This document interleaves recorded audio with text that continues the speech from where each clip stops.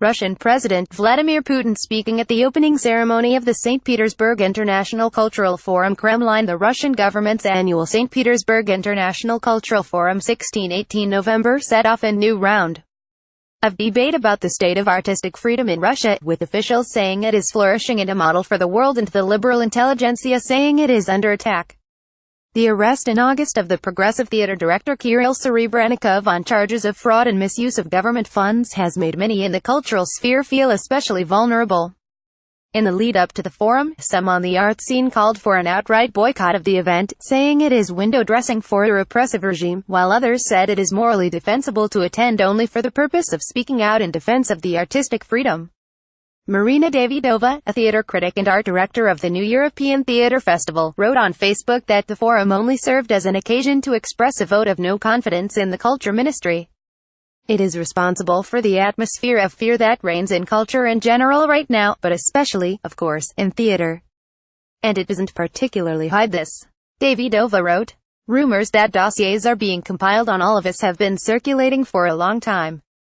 But now we have been given the opportunity to familiarize ourselves with the creative work of the custodians of public morals." The forum opened on Friday with a speech by President Vladimir Putin at the Mariinsky Theater, in which he described culture, art and education as a response to the challenges of barbarity, intolerance and aggressive radicalism. He also met with the directors of cultural schools and institutions that work with youth, including Valery Gergiev of the Mariinsky Theater, the pianist Denis Matsuv, and Semyon Mikhailovsky, the rector of the St. Petersburg Academy of Arts. Mikhailovsky, who is also the commissioner of the Russian pavilion at the Venice Biennale, told Putin that his academy has hundreds of Chinese students and a handful from the U.S. studying ecclesiastical arts. "So you're teaching them the right things?" Putin asked, expressing much more interest in the American students and urging Mikhailovsky to teach them good and proper. But even cultural figures loyal to Putin express concern about the cultural atmosphere in Russia.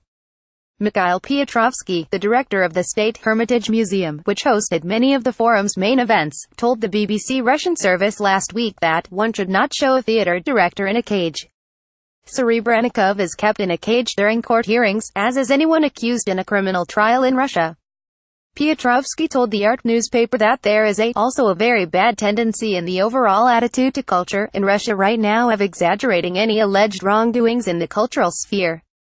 He also defended a Hermitage deputy director in charge of construction who is under arrest on corruption charges, saying that he got things done effectively, which is virtually impossible on such projects in Russia. Putin had singled out the Serebrennikov and the Hermitage cases during a Kremlin meeting in October, saying their prosecution is a sign of a fair justice system. Piotrovsky added that elements of an exhibition at the Hermitage's Winter Palace devoted to the end of the Romanovs' rule and the Bolshevik takeover are relevant to today's mood.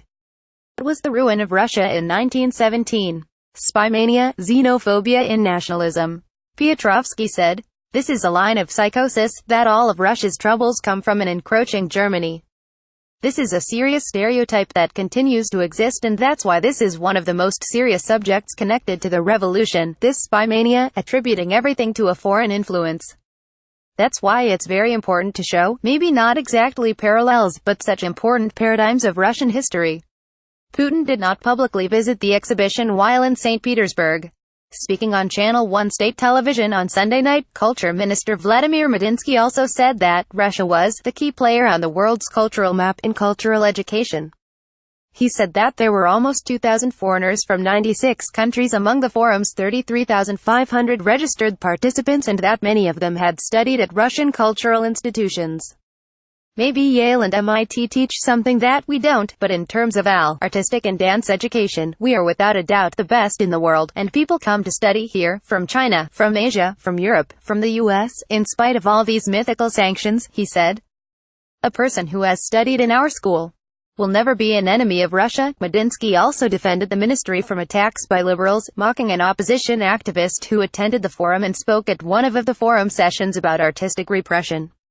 He also denied the reports and images that circulated on social media of the Culture Ministry blacklist that includes the names of some of Russia's top theater directors and accuses them of striving to create radical art in violation of the classical canon. Medinsky added that Russian state funding of theaters is unprecedented, with 100 in Moscow supported by the state versus 5 in Paris. At the same time, he said that recipients of state grants must not violate the government's cultural policy doctrine and works are examined by experts to make sure they follow the rules.